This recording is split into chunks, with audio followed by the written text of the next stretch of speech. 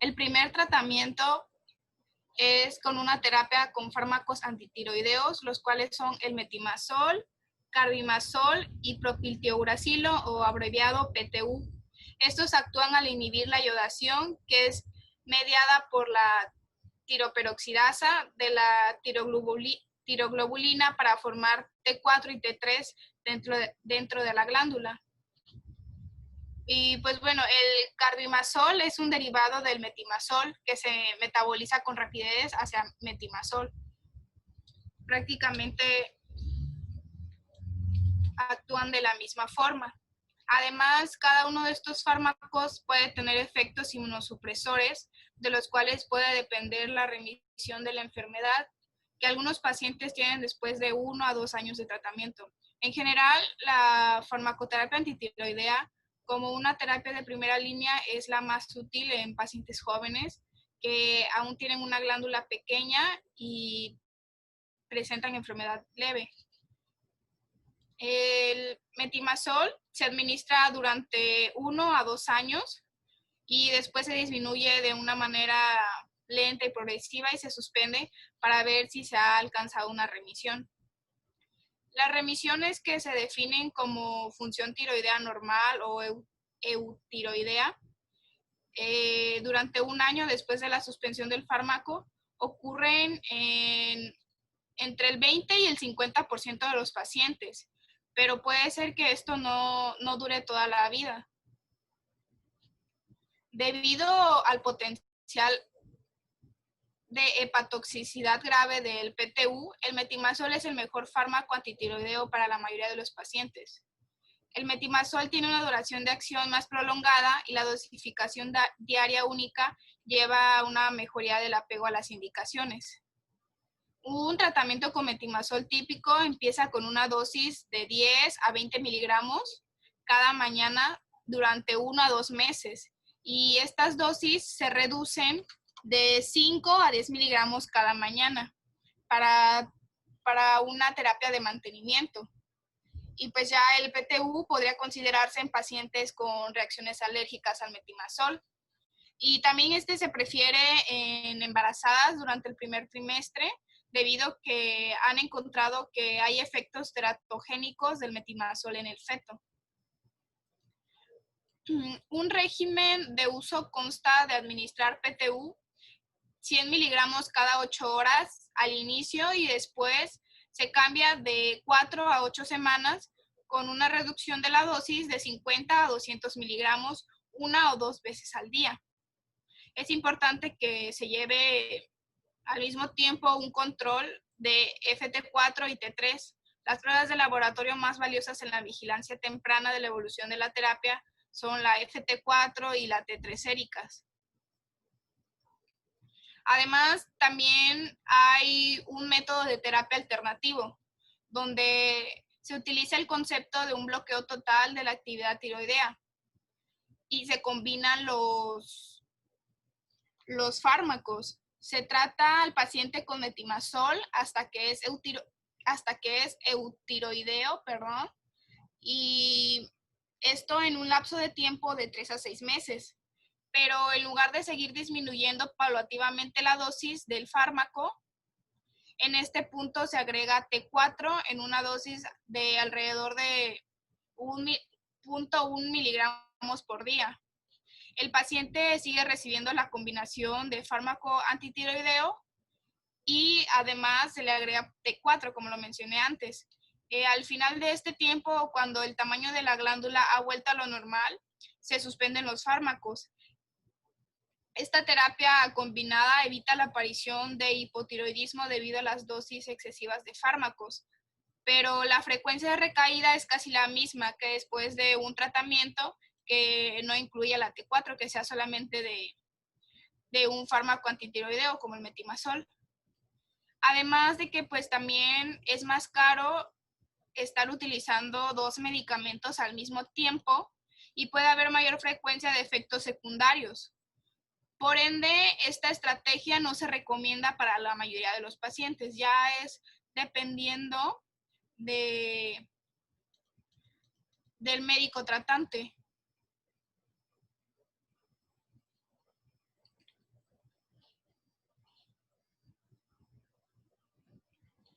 Bueno, remisiones. ¿Cuándo se puede ya decir que el tratamiento se ha acabado? Una remisión sostenida es más probable en las circunstancias siguientes.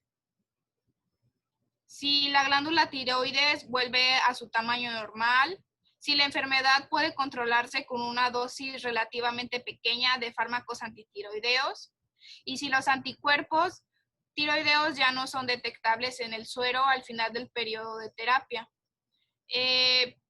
La duración de la terapia con estos fármacos por lo regular es de 12 a 24 meses, aunque se han visto casos en los que los pacientes prefieren recibir un tratamiento si es necesario durante periodos prolongados, por ejemplo, de hasta 10 años. Pero claro, todo esto es sugerido por su médico, pero no es muy típico, ya que pues puede haber efectos adversos al estar consumiendo un fármaco de manera muy prolongada. Una remisión es más sostenida y más probable con las circunstancias que acabo de mencionar. Y el siguiente tratamiento para la enfermedad de Graves es la terapia con yodo radioactivo. Después de la administración de yodo radioactivo, que típicamente se administra por vía oral como una cápsula única, pues la glándula disminuirá de tamaño y el paciente por lo general será eutiroideo en el transcurso de un periodo de 2 a 6 meses. En muchos enfermos sin cardiopatía subyacente, el yodo radioactivo puede administrarse inmediatamente en una dosificación de 80 a 200 microcuries sobre gramo de peso tiroideo, estimado con base en el examen físico. Y pues esta dosificación se corrige para captación de yodo de acuerdo con la fórmula que aparece en pantalla, que es dosis igual a 80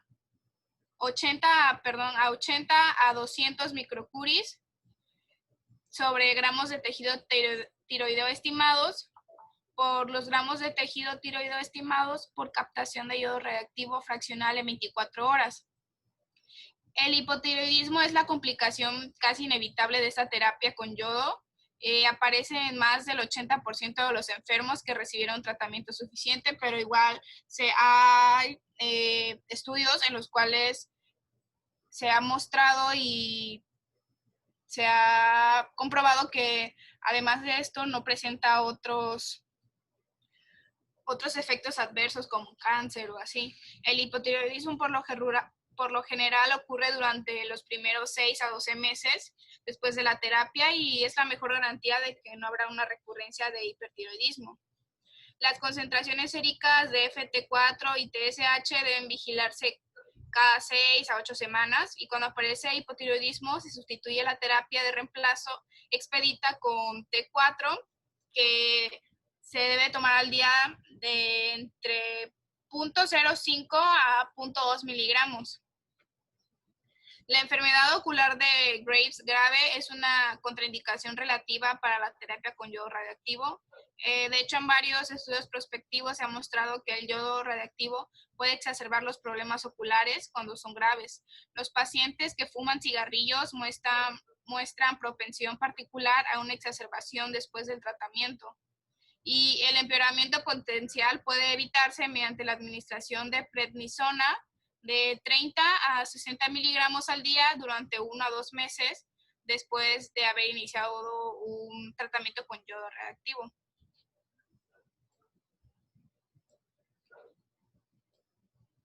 Y por último, tenemos el tratamiento quirúrgico. La tiroidectomía total o casi total es el mejor tratamiento para pacientes con glándula muy grande o bocio multinodular. Para aquellos con un nódulo tiroideo sospechoso o maligno concomitante, para enfermos que son alérgicos a los fármacos antitiroideos o que no se apegan a las indicaciones de estos mismos, de los fármacos.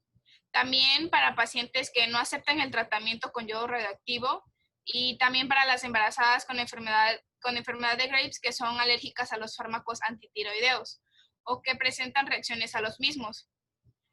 Yo diría que, pues, en conclusión, significa que es el último recurso al que se recurre y se requiere de un cirujano experimentado y se recomienda más la tiroidectomía total, porque si se deja demasiado tejido, la enfermedad puede recurrir y las complicaciones solamente se presentan en el 1% de los casos, que puede ser un hipoparatiroidismo o también se presenta una lesión del nervio laringio recurrente, pero solamente en el 1% de los casos. Pronóstico. El pronóstico en la enfermedad de Graves tiende a ser bueno. Sin embargo, las concentraciones de anticuerpos se normalizan hasta los 6 meses de la terapia. Y esto no garantiza que la remisión sea constante, puesto, como ya explicó mi compañera, puede haber recaídas en esta enfermedad. La farmacoterapia suprime a los síntomas en exceso del HT y acelera la revisión, pero en un 50% de los casos hay recidivas.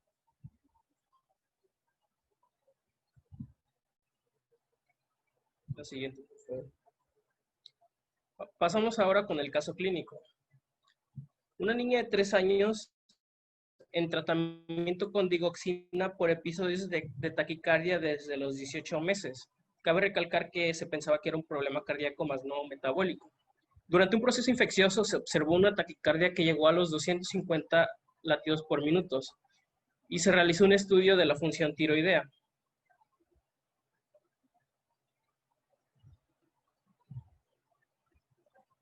Siguiente. La niña presentaba un historial de hiperhidrosis, poliuria, polidipsia, enuresis e incremento subjetivo de la velocidad del crecimiento en el último año. La enfermedad de Graves en los niños tiende a tener el mismo cuadro clínico que en los adultos. Sin embargo, a esta se le puede agregar enuresis y poliuria.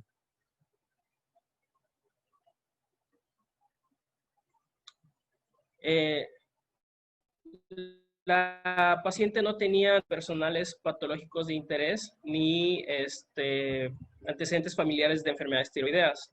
La paciente no presentaba bocio ni oftalmopatías.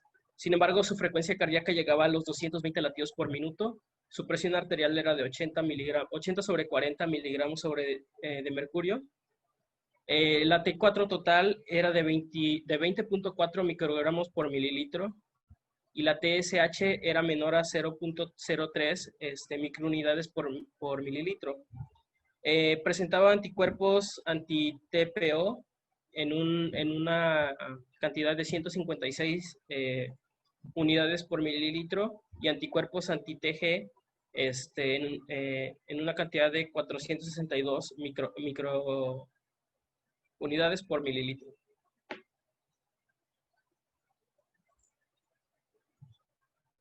Esta paciente se le inició el tratamiento con carbamazol a 1.5 miligramos por kilogramo por día en 3 dosis, alcanzando el eutiroidismo a las 6 semanas. Se redujo la dosis a la mitad administrándole una vez al día y se mantuvo el tratamiento por 2 años.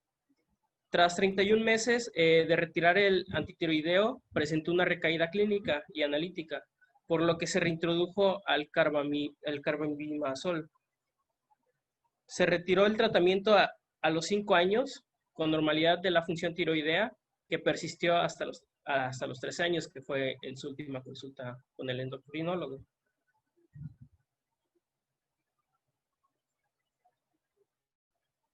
Siguiente, por favor. En la discusión tenemos que la enfermedad de Graves-Basedow infantil tiende a ser la misma sintomatología que en los adultos. Sin embargo, existen manifestaciones en la edad pediátrica como lo es la neuresis y la nicturia. En los niños menores de 6 años, la tirotoxicosis puede pasar desapercibida. Sin embargo, tiende a ser muy perjudicial porque puede causar un retraso en el desarrollo cognitivo, sobre todo en los más pequeños, por el papel que tienen estas hormonas tiroideas en el desarrollo del sistema nervioso central, principalmente en estas etapas de la vida. Sería todo de nuestra parte. Muchas gracias.